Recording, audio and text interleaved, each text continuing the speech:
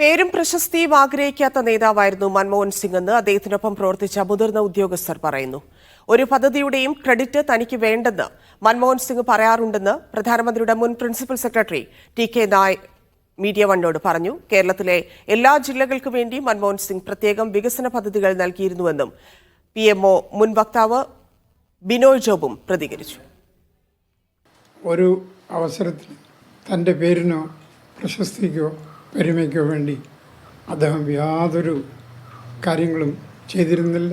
അദ്ദേഹത്തോടൊപ്പം പ്രവർത്തിച്ചിരുന്ന ഞങ്ങളോടൊക്കെ പറയുമായിരുന്നു, ഇതിൻ്റെ ഒന്നും ക്രെഡിറ്റ് എനിക്കില്ല. അദ്ദേഹത്തിൻ്റെ വക്താവായിട്ടിരിക്കാനും അദ്ദേഹത്തിൻ്റെ ഓഫീസിൻ്റെ പ്രധാനമന്ത്രി ഓഫീസിൻ്റെ ഡയറക്ടറായിട്ടിരിക്കാനുള്ള വലിയൊരു അനുഗ്രഹം എനിക്കുണ്ടായി.